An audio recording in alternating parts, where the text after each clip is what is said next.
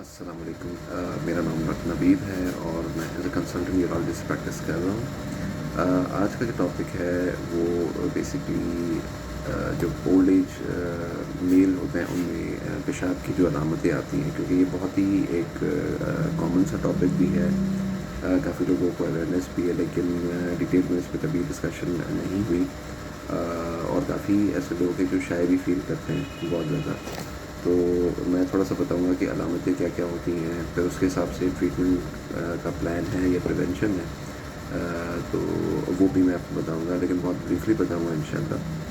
اچھا، میل جیسے ہی اپنی ایج کراس کرتا ہے آفٹر 50، تو اس میں پیشاب کی علامتیں ہونا شروع ہو جاتی ہیں، جس کو ہم میل لٹس کہتے ہیں، LUTS، lower urinary tracked symptoms.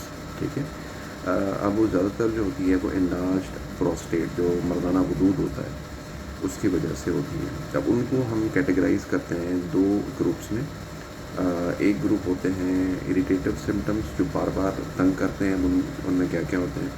ان میں پیشاب کا بار بار آنا، پیشاب کا بہت جلدی آنا، ٹھیک ہے، اور رات میں پیشاب کا آنا.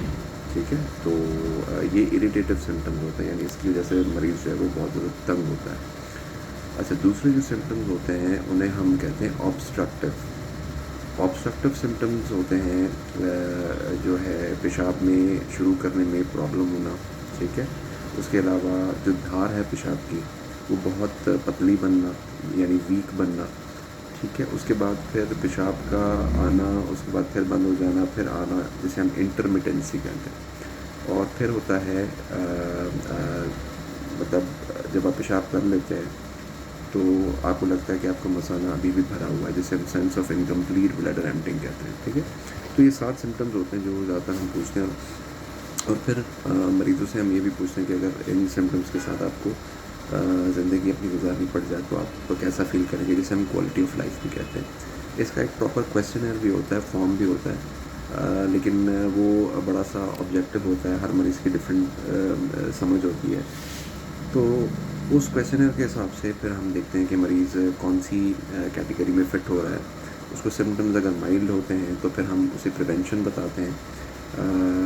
پریونشن میں کانسٹیپیشن اگر اس کو ہے، یعنی اس کو قبض ہے، تو وہ اس کو بہتر کرے. ٹھیک ہے. اس کے علاوہ اگر اس کی ہیبٹ ہے اسموکنگ کی تو وہ اس کو کم کرے. ٹھیک ہے. اور اس کے علاوہ ہیلدی لائف اسٹائل اپنائے، اچھی ڈائٹ لے. ٹھیک ہے. ہلکی پھلکی واک کرے. اس کے علاوہ یورین جو ہے وہ پراپر ایک طریقہ کار ہوتا ہے. یورین سکویز کرنا، یعنی ملک کرنا، کیونکہ میل کا جو گلینس ہوتا ہے اور یورتھرا جو ہوتی ہے اس میں ایک ایس شیپ کرو ہوتا ہے نارملی، تو وہاں پہ آ کے پیشاب کے کچھ قطرے رہ جاتے ہیں. تو زیادہ تر مریض ایسے ہی کمپلین کرتے ہیں کہ ڈربلنگ ان کو ہو رہی ہے، یعنی پیشاب کے کچھ قطرے پیشاب کرنے کے بعد بھی ان کو گر جاتے ہیں. تو یہ وہاں پہ اس یورتھرا کی ایس شیپ میں جو ہے وہ کچھ ڈراپس جو ہیں وہ رک جاتے ہیں. تو وہاں سے آپ نے اس کو آگے کی طرف سکویز کرنا ہوتا ہے تاکہ کوئی ڈراپس جو ہے وہ نکل جائیں، جسے ہم سکویزنگ یا ملکنگ آف یورین بھی کہتے ہیں. اس کے بعد پھر ڈبل وائڈنگ، یعنی ایک دفعہ پیشاب کرنے کے بعد کموڈ پہ آپ بیٹھے رہیں، اس کے بعد اٹھیں، اس کے بعد دوبارہ سے آپ زور لگانے کی کوشش کریں، اور کچھ قطرے اگر ہوں گے تو انشاءاللہ وہ نکل جائیں گے. ٹھیک ہے. باقی اپنا لائف اسٹائل ہیلدی رکھیں، اور اپنی ڈاکٹر کو، فزیشین کو، جس کو بھی آپ چیک اپ کراتے ہیں وہ آپ چیک کراتے رہیں.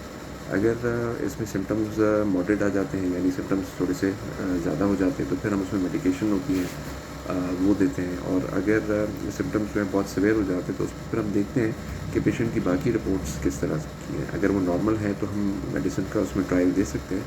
لیکن اگر پیشنٹ کبھی کبھار آتا ہے کہ اس کا پیشاب بند ہو گیا ہے، یا پیشاب میں خون آ رہا ہے، یا گردوں میں جو ہے وہ سوجن ہونا شروع ہو جاتی ہے پیشاب بند ہونے کی وجہ سے، تو پھر ہم اس میں سرجری پلان کرتے ہیں.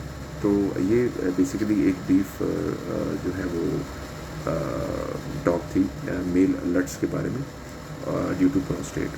انشاءاللہ نیکسٹ ویڈیو میں کوئی اس طرح کی اور معلوماتی انفارمیشن جو ہے میں آپ کو پرووائڈ کروں گا. Thank you very much.